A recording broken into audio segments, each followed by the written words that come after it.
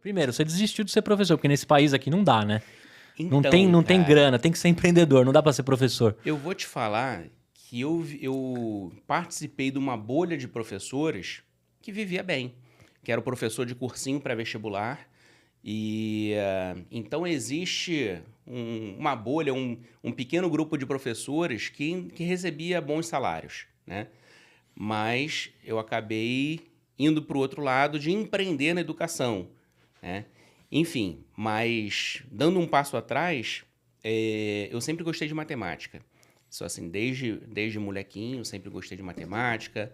Fiz Olimpíada de Matemática, cheguei a ser medalha de ouro aqui, lá no Rio de Janeiro. Que legal. E aí o que aconteceu foi que, assim, quando eu entrei para a faculdade com 17 anos, ao mesmo tempo, eu comecei a trabalhar como monitor num pré-vestibular. No mesmo mês, né? Que era o curso PH lá no Rio. Então, aos 17, eu comecei a trabalhar com a matemática, né? E aí, lá dentro do PH, eu me preparava para virar professor lá. Até que, com 2 anos já ali, uma professora amiga minha tinha saído do PH e ela falou assim, cara, eu montei um cursinho de 4ª série, ela sabia que eu já dava aula particular e tal. Ela falou, ó, se você quiser usar a sala para dar aula particular em grupo, talvez, tá à sua disposição. Nesse mesmo dia, eu liguei para 2 amigos, aí eu falei assim, cara, surgiu isso aqui e tal. Ela falou, vem para cá. A gente foi, se reuniu, e aí o papo foi assim, cara, vamos então fazer aula particular em grupo, que a gente convida o pessoal do colégio, com os amigos, o colégio vai ter prova de determinada matéria, a gente reúne todo mundo com o mesmo interesse e dá aula para um grupo, ao invés de ganhar de um aluno, ganharia de vários, né, ao mesmo tempo, né? Já pensando em escalar o negócio. Aí o papo começou assim, nessa mesma noite, a gente assim, cara, se a gente vai fazer uma aula particular em grupo, por que a gente não faz um pré-vestibular das nossas matérias? Porque eu era de matemática, um de física, um de química. Aí a gente, maneiro, vamos fazer essa parada então. Pré-vestibular das nossas matérias e tal. Aí um para assim, não, peraí. Se a gente vai fazer pré-vestibular de matemática, física e química, por que não chama outros professores e monta pré-vestibular de tudo? Aí um olhou pro outro, não, maneiro, vamos fazer isso aí.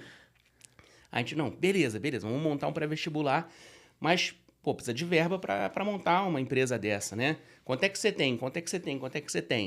Os 3 juntos deu R$1.000. Top, estouro.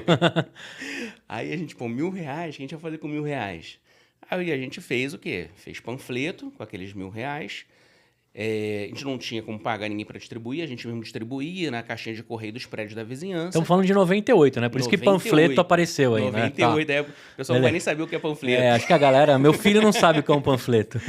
Eu sei que, assim, conseguimos matricular 13 alunos. Legal. Aí, beleza. E aí, chamamos para outros professores e tal. E desses 13 alunos, o primeiro lugar geral da Faculdade Rural do Rio foi nosso. Direito na UERJ, Medicina, UFRJ, enfim. E aí, deu bom. O que aconteceu no outro ano? Mais alunos. Aí foi 40, 150, 350. Enfim, hoje são mais de 3 mil alunos na rede. Né? Hoje já é não só curso pré-vestibular, virou colégio também e tal, desde dos bebês até o vestibular. E eu sei que, assim, com 4 anos de empresa, a gente já tinha feito R$500 mil em dívida. Em dívida. Nossa, caramba, legal. Top. R$500 mil em dívida. E aí, cara, essa é uma parte interessante para quem está assistindo, né? Esse tipo de podcast, que para a gente trazer pô, tava tendo mais aluno, tava crescendo, cada vez mais receita. O que o pessoal pensa? Tá bombando, né? Estourou. Estamos bombando. Estourou no norte. Estourou. E não, a gente tava todo endividado, mesmo com muito aluno, muita receita, ainda existia muito prejuízo. E aí, a gente, assim, teve um outro amigo que se associou com a gente e tal, e aí fez entender a nossa dinâmica, né? A gente, assim, tinha uma turma, por exemplo, de pré-vestibular, a gente... Naquela época, o pessoal entender, os vestibulares tinham turmas gigantescas, turma de 200 alunos, era meio um padrão de mercado. Era batidão, A gente começou a ir numa contramão de mercado. Nosso diferencial, assim, turma de 60 alunos. Que naquela época era assim, caraca, só 60 alunos, né? Hoje você pode achar que é uma turma gigante, né? Mas naquela época era isso. E o que era o nosso negócio? Mas tem mais gente querendo entrar, vamos matriculando, na hora de abrir a turma a gente vê. E acontecia o quê? Deram 80 alunos, o que você faz? Divide em 2 turmas de 40. A real é que, assim, o lucro só vinha depois dos 40 alunos, entendeu? Então, se você trabalhar...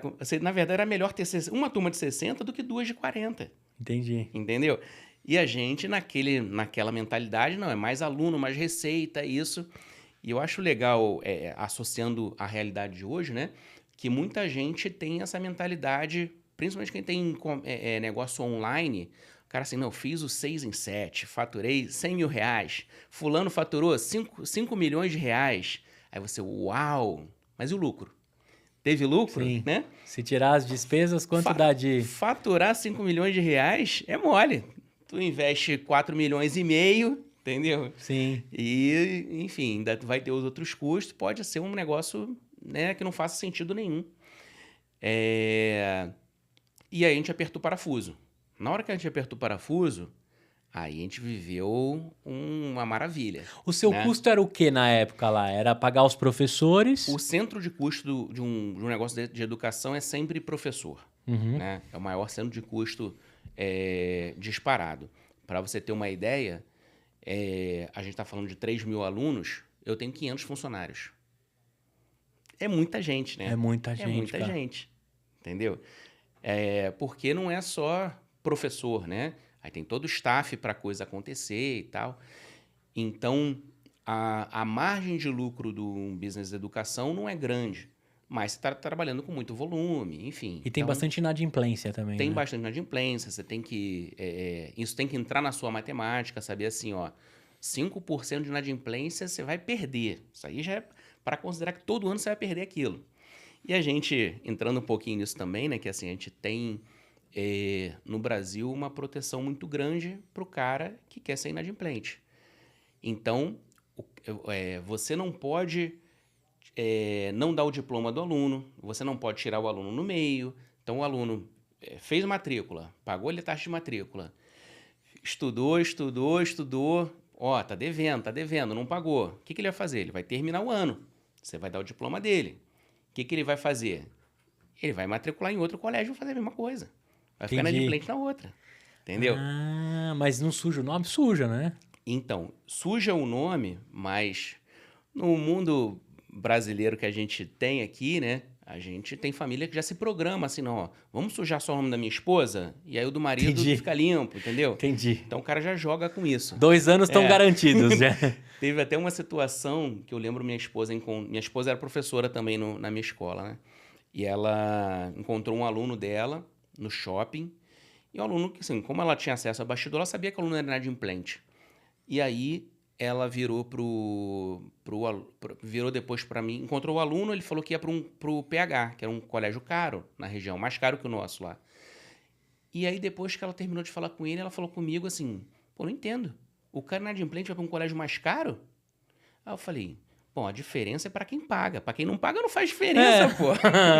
Para quem não paga, é tranquilo. Você pode ir pro colégio se você quiser. Entendeu? Tem isso, então. Então, 5%, então, você tem que considerar que é carteira morta ali. Carteira morta. Caraca, velho.